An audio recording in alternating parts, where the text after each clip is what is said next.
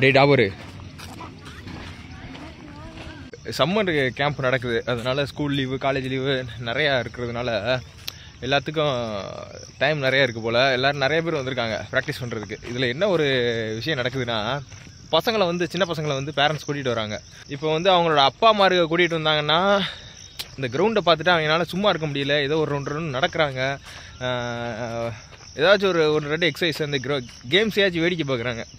இது எல்லோரும் இல்லை, ஒரு சில அம்மாருங்க என்ன பண்ணுறாங்க அப்படின்னா, ஃபேமிலி பாலிடிக்ஸு கரண்ட் அஃபேர்ஸு இதெல்லாம் வந்து ஒரு மரத்தடியாக பிடிச்சி உட்காந்து அதை பேசுகிறாங்க.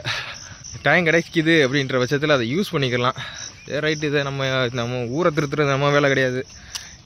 நீ எவ்வளோ ஓட போகிற? 2 கிலோமீட்டர் ஓட போகிற, 5 ரவுண்ட்ஸ் ஓட போகிற, ஓகேவா?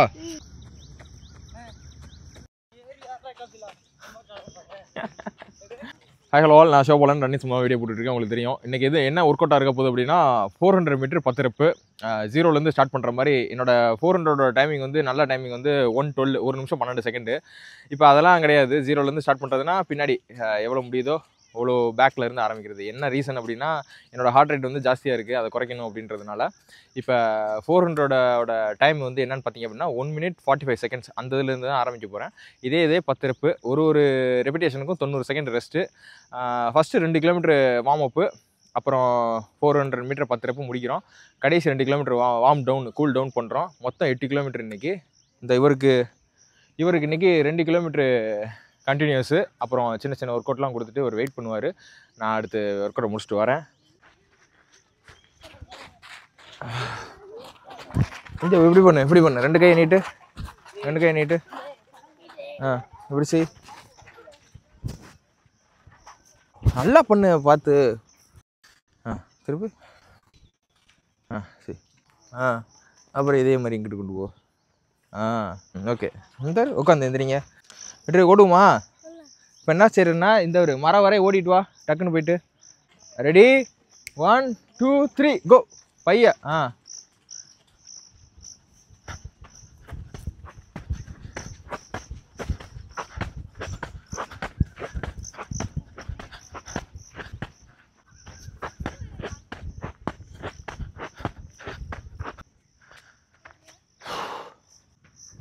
தெரியுதா? தலைகீழ தெரியுதுன்னு நினைக்கிறேன்.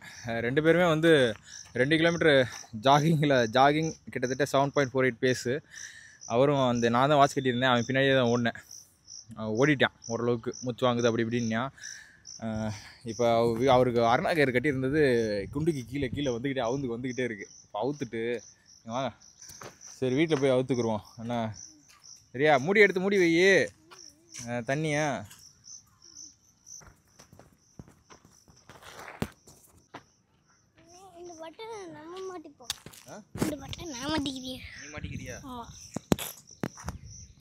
எப்படி மாட்டுறது? இதை ஒட்டுமா? அதே எங்கே இருக்குல்ல? எடுத்துக்கிறேன் மாமா, எடுத்துக்கிறேன். நீ அதை எடுத்துக்க. இந்த இருக்குல்ல, உள்ளக்க இருக்குல்ல, ஒட்டிட்டு என்ன உனக்கு அந்த இருக்குல்ல. ஒரு லேப்பையும் கிட்டத்தட்ட 1 நிமிஷம் 45 செகண்டு அப்படி ஓடினோம்னா தான் 4.5 நிமிஷம் பேஸ் கிடைக்கும். 1 நிமிஷம் 45 செகண்ட் வச்சோம்னா 2 லேப்புக்கு எவ்வளோ ஆச்சு? 3.5 நிமிஷம் ஆச்சு. அங்கிட்டு ஒரு நிமிஷம் கிட்டத்தட்ட வரும். 1:45 இல்லைன்னா 1:50 இந்த இதுக்குள்ளே கவர் பண்ணுற மாதிரி. அதாவது சாரி, 1:45லேருந்து 40க்குள்ளே நெகட்டிவ்லேயே போய் 45 1:45லேயே ஓடி முடிஞ்ச 44 43 அப்படி நெகட்டிவில் 10வது ரெப்பெல்லாம் நெகட்டிவில் முடிக்கிற மாதிரி நம்ம ட்ரை பண்ண போகிறோம். கோரஸில் இதுதான் ஃபஸ்ட் டைம் நான் வந்து இந்த லேப்பை செட் பண்ணி ஓட போகிறது. இந்த ட்ராக் ரன்னுன்னு ஒரு ஆப்ஷன் இருக்குது. 400 மீட்ரு ஒரு லேப்பையும் நம்ம வந்து இதிலே கால்குலேட் பண்ணிக்கலாம். ட்ராக் 400 மீட்டர் கொடுத்துருக்கேன். ஒரு தடவை நம்ம ஓடிட்டு வந்தோம்னா அதை பாஸ் பண்ணிட்டோம் அப்படின்னா அந்த செகண்ட்ஸ் டைம் இதெல்லாம் வரும். அதோடு சேர்த்து ஹார்ட் ரேட்டும் நமக்கு மெஷர் ஆயிரும். ஸோ இப்போ வந்து நான் என்ன ஜோனில் இப்போ நான் ட்ரை பண்ணிக்கிட்டு இருக்கேன் அப்படின்றதும் உங்களுக்கு புரிஞ்சிடும். சரியா? ஸ்டார்ட் பண்ணுறேன்.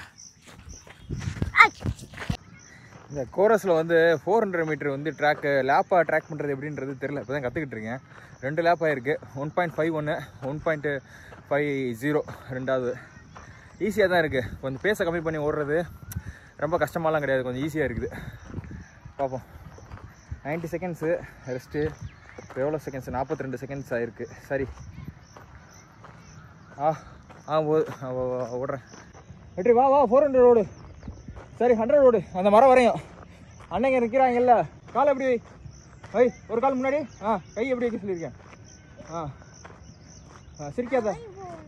சிரிக்காத மண்டையத்தை. 1 2 3 கோ.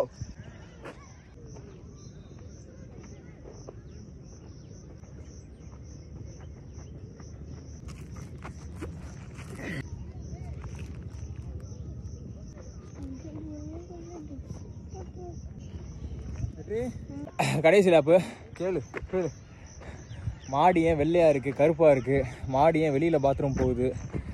என்னடா கேள்வி கேட்குற? ஓகே, இப்போ வந்து 10 ரெப்பையும் 400 முடிச்சாச்சு. இதுக்கப்புறம் ஒரு 2 கிலோமீட்டர் கூல்டவுன் ஓடி இருக்கணும் அந்த ஹார்ட் ரேட்டை குறைக்கிறதுக்காக. ஒரு 1.3 தான் இது பண்ணேன். ஒரு 2 ரவுண்டு மட்டும் ஜாக் பண்ணிவிட்டு கடைசி ஒரு ரவுண்டு வாக் பண்ணியிருந்தேன். எனக்கு போர் அடிக்குது அப்படின்னா. ரெண்டாவது இன்னர் வந்து இன்றைக்கி H டைப் ட்ரங்க் போட்டு வந்துட்டேன்.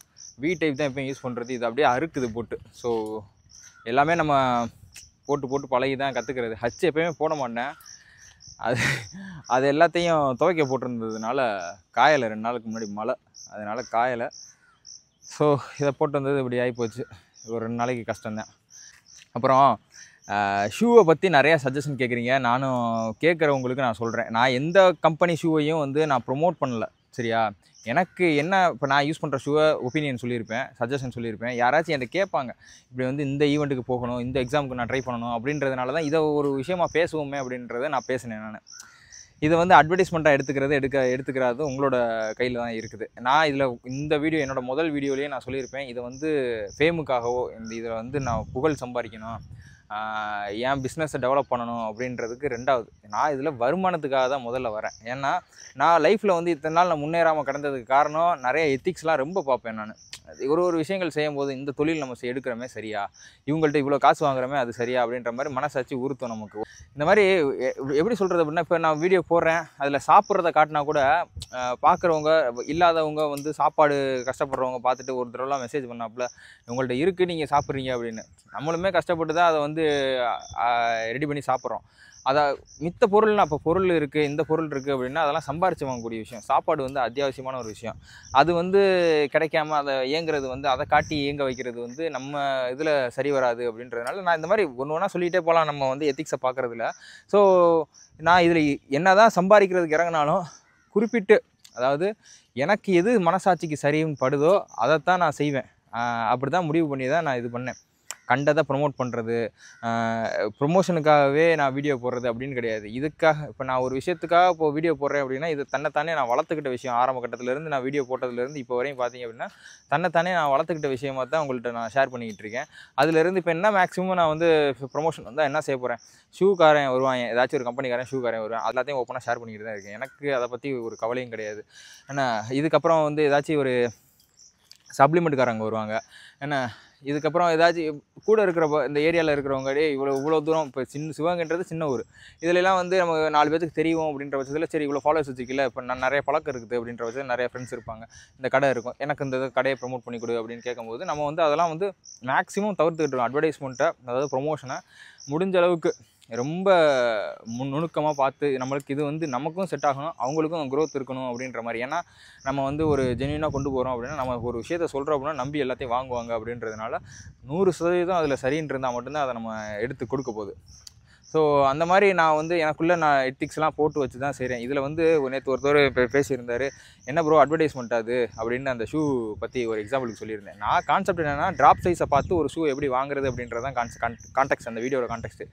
ஆனால் அதை வந்து தப்பாக எடுத்துக்கிட்டு என்ன அட்வர்டைஸ்மெண்ட்டா அப்படின்னு கேட்குறது. இதில் என்ன சொல்லியிருந்தார் அப்படின்னா, கேட்டுறீங்களா, என்ன சொல்லியிருந்தாருன்னா, உங்களை மாதிரி இன்ஃப்ளூயன்சர்ஸை பார்த்து தான் நான் வந்து ஷூவெல்லாம் வாங்கி எங்களுக்கு அந்த ஜாக்லோன்ற மாடல் வந்து செட் ஆகலை அப்படின்னு. இப்போ நான் இருக்கிற ஷூக்கெலாம் வந்து ஒரு ஷூவோட ஒப்பீனியன் கேட்குறீங்க, நான் என்ன பார்ப்பேன், அதோட ப்ராடக்ட் ஸ்பெசிஃபிகேஷன் பார்த்துட்டு மேக்ஸிமம் அதை சொல்லுவேன்.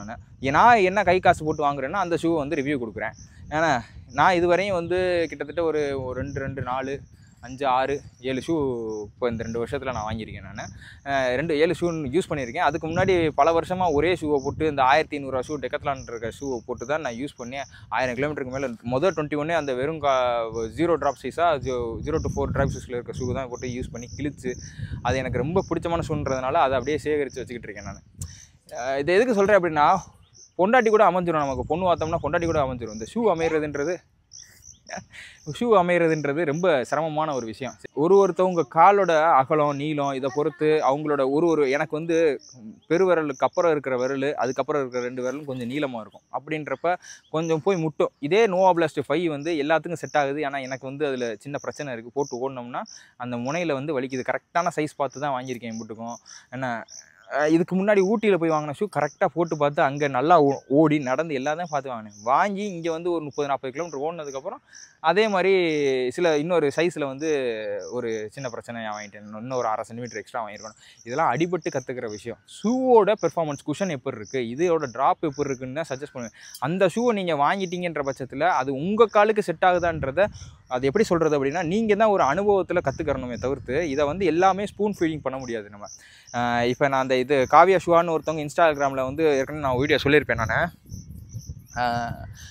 ட்ரெட்மில்லில் நீங்கள் ரொம்ப நேரம் நடக்கிறீங்க, உங்களுக்கு நடந்துமே உங்களுக்கு வந்து எந்த ஒரு யூஸும் இல்லாமல் இருக்குது அப்படின்றப்ப நீங்கள் என்ன மிஸ்டேக் பண்ணுறீங்க அப்படின்னா, ட்ரெட்மில்லில் கையை பிடிச்சிட்டு நடக்கிறீங்க, அதுதான் மிஸ்டேக்கு. ஸோ அதை தவிருங்க அப்படின்றது இது ஒரு கண்டென்ட். எனக்கு இதை பார்க்கும்போது ரொம்ப கோவம் இருந்தது. ஏன் அப்படின்னா, நம்ம ரோட்டில் நடக்கிறோம், ஒரு முள் குத்திருச்சு அப்படின்னா அப்புறம் என்ன செய்வோம்? ஒன்று அந்த முள்ளை தூக்கி முள் இல்லாத ரோட்டில் நடப்போம், அப்படி இல்லைன்னா போகிறப்ப செருப்பு போட்டு போவோம். ஏன்னா இதெல்லாம் வந்து பேசிக்காக இப்போ பசிக்குது அப்படின்னா கையால் சோறு எடுத்து திங்கிறதெல்லாம் குழந்தைகளுக்கு சொல்லிலாம் கொடுக்க வேணாம். அது தன்னோட மனித உணர்ச்சியிலே வந்துடும். அந்த மாதிரி ஒரு விஷயங்கள்லாம் நம்ம வந்து ஃபிட்னஸ், அதாவது மனுஷ வாழ்க்கையில் இதெல்லாம் நம்ம எடுத்துக்கிற விஷயம். சரியா? இதை நான் வந்து என் ஃப்ரெண்டுகிட்டையும் சரி, என்னோடய கோச்சிட்டையும் சரி நான் கேட்கும்போது என்ன சொன்னாங்க அப்படின்னா, உங்களுக்கு இன்றைக்கி ஜிம்மை பற்றி தெரியுது, இப்போ நான் வந்து தெரியாத ஆளை கூப்பிட்டு ஒரு தம்பில் கையில் எடுங்க அப்படின்னா இப்படி எடுத்துகிட்டு நிற்கிறாங்க, சும்மா இப்படி வச்சு இப்படி, அதாவது நீங்கள் எடுங்கன்னு சொன்னால் இப்படி எடுப்பீங்க, தம்பில் கையில் எடுத்து இப்படி பண்ணுவீங்க, போடுங்க அப்படின்னா இப்படி போடுவீங்க. அதெல்லாம் சொல்லிக் கொடுக்கலாம் தேவையில்லை. ஆனால் அவங்களுக்குலாம் என்னென்னா பேசிக்காக தம்பில் எடுக்கிறதுனா இப்படி எடுத்துகிட்டு என்ன ஜி பண்ணுறது அப்படின்னு இப்படி கேட்குறாங்க.